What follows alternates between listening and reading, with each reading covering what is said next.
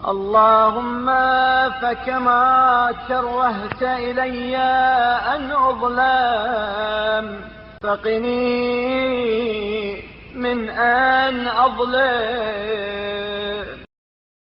بار الہا، جس طرح ظلم سہنا تو نے میری نظروں میں ناپسند کیا ہے، یوں ہی ظلم کرنے سے بھی مجھے بچائے رکھ.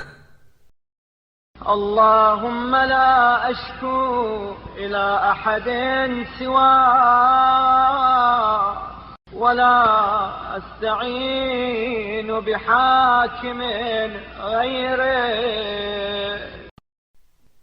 اے اللہ، میں تیرے سوا کسی سے شکوہ نہیں کرتا اور تیرے علاوہ کسی حاکم سے مدد نہیں چاہتا. حاشا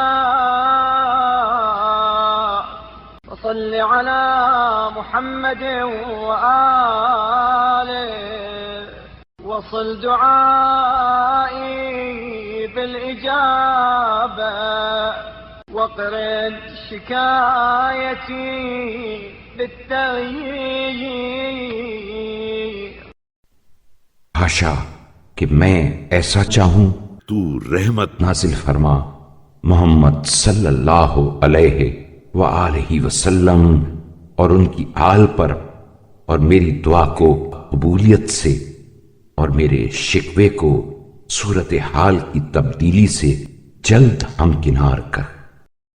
اللهم لا تفتني بالقنوط من انصافه ولا تفتنه بالأمن من إنكاره فيصر على ظلمي.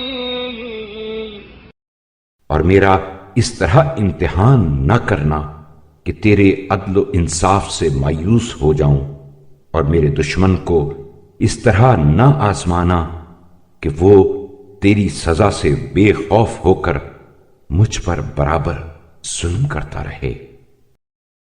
ويحاضرني بحقه وعرفه عما قليل ما أوعدت الظالمين. اور میرے حق پر چھایا رہے اور اسے جلد از جلد اس عذاب سے روشناس کر جس سے تو نے ستمگروں کو ڈرایا دھمکایا ہے. وعرفني ما وعدت من إجابة المضطرين. اللهم صل على محمد وآله. اور مجھے قبولیت دعا کا وہ اثر دکھا جس کا تو نے بے بسوں سے وعدہ کیا ہے. اے اللہ، محمد صلی اللہ علیہ وآلہ وسلم اور ان کی آل پر رحمت نازل فرما. ووفقني لقبول ما قضيت لي وعلي ورضني بما أخذت لي ومني. اور مجھے توفیق دے کہ جو سود و زیاں تو نے میرے لیے مقدر کر دیا ہے اسے بطیب خاطر قبول کروں، اور جو کچھ تو نے دیا ہے اور جو کچھ لیا ہے اس پر مجھے راضی و خوشنود رکھ.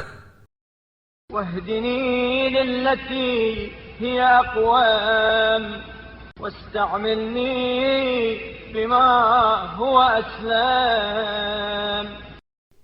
اور مجھے سیدھے راستے پر لگا اور ایسے کام میں مصروف رکھ جو آفت و زیاں سے بری ہو.